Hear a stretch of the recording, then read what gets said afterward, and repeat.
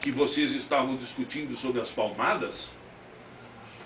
Lembro aqui, para ilustrar o que digo, o último artigo produzido pelo também ocupante da cadeira número 34 da Academia Brasileira de Letras, nosso confrade também recentemente falecido, João Ubaldo Ribeiro, autor dos romances Sargento Getúlio, Viva o Povo Brasileiro e O Sorriso do Lagarto, entre outros, que em seu último artigo, no seu estilo irônico característico, sob o título O Correto Uso do Papel Higiênico, despe a onipotência de um governo que quer se imiscuir em tudo, inclusive naquela área de privacidade defendida pelo emérito Justino Vasconcelos.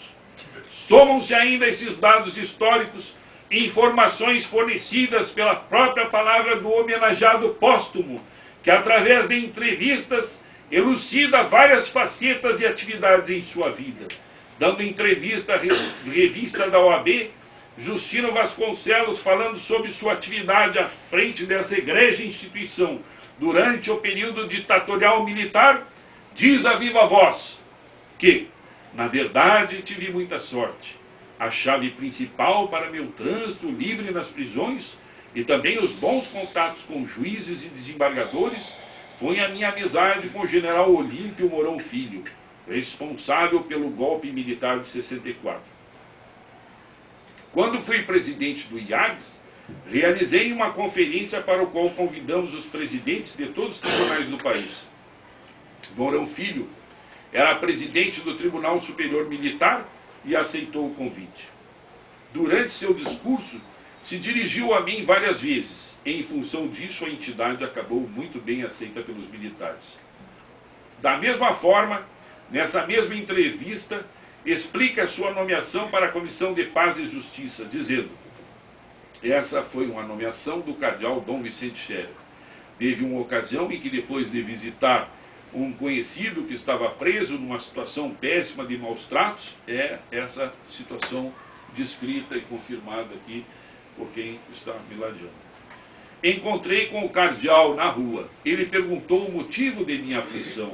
Quando contei o caso, ele prontamente foi até a cadeia junto comigo. Assim melhoraram as condições em que o preso se encontrava. Relata nessa entrevista a publicação da Ordem dos Advogados, por ocasião de sua homenagem como advogado emérito, que antes de dedicar-se à carreira de advogado, dedicou-se por um primeiro momento à religião. Conforme seu depoimento nesse sentido, disse na ocasião que fiz o curso primário em Bento Gonçalves e Cachoeira do Sul. No secundário, passei a estudar no seminário São José de Santa Maria. Naquela época eu estava decidido a defender a palavra de Deus. Porém desisti. Como era um seminário muito carente, recebíamos pouca comida e acabei na enfermaria. Depois daquele episódio, o padre disse que eu não tinha vocação, pois não aguentava o sacrifício. São palavras dele. Decidi, então, não mais ser um defensor da palavra de Deus, mas da palavra do homem, e por isso me dediquei ao direito. Certamente, vem daí a temática da sua novela No Último Tempo, publicada em 1964, que, utilizando-se da mesma temática de essa de Queiroz em sua obra O Crime do Padre Amaro, publicada em 1875, reproduz o drama do celibato e de sua condição não natural, que contraria as leis impostergáveis da natureza.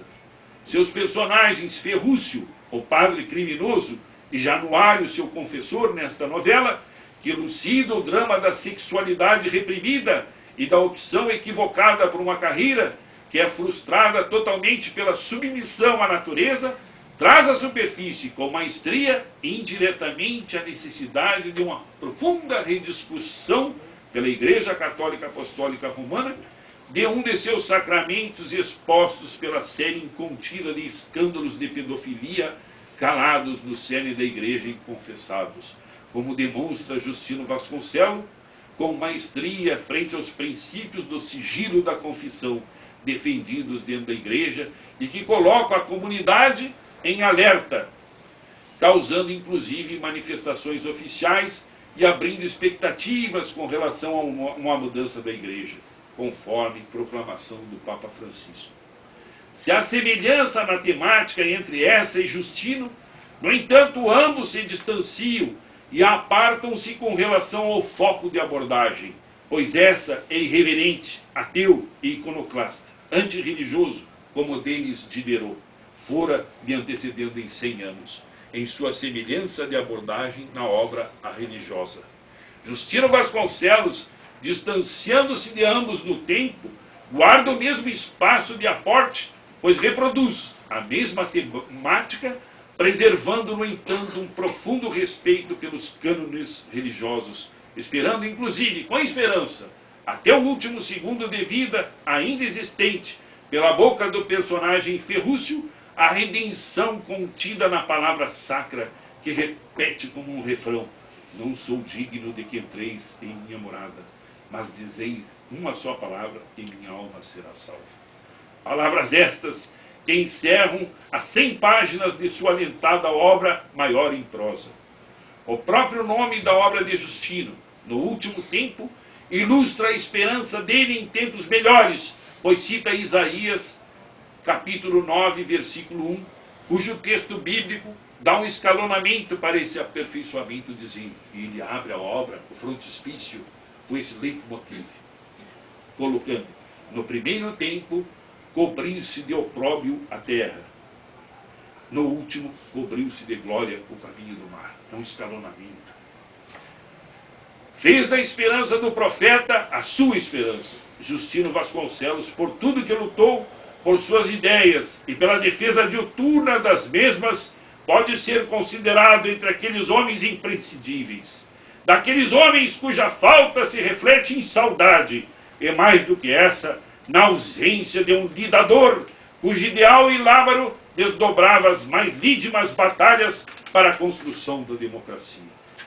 Sua obra, Desenvolvimento e Democracia, retrata historicamente sua pugna pela construção da democracia por dentro do próprio regime, pelo seu interior, adubando-o constantemente com sua prática em defesa dos perseguidos, em defesa da advocacia e a liberdade do seu ofício, como retrata na obra Em Defesa da Ordem.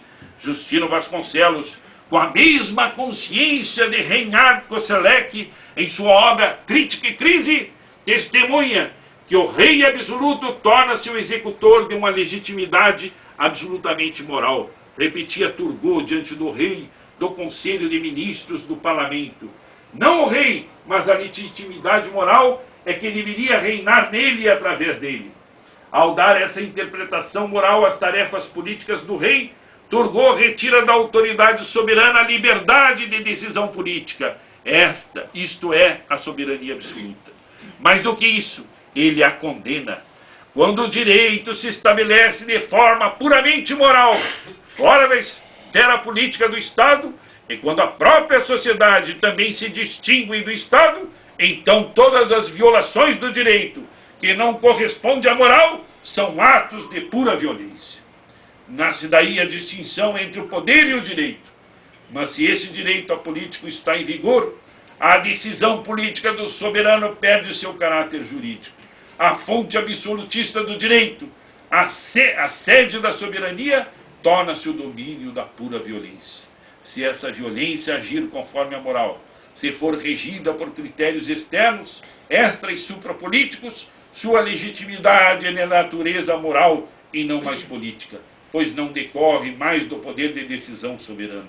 Por outro lado, se esse poder é utilizado contra as leis da moral em vigor, como a decisão soberana do Senhor, ele permanece político, no sentido tradicional. Mas por causa de sua natureza nova e da nova compreensão dominante, ele é ilegítimo, pura violência. Do ponto de vista moral, é imoral.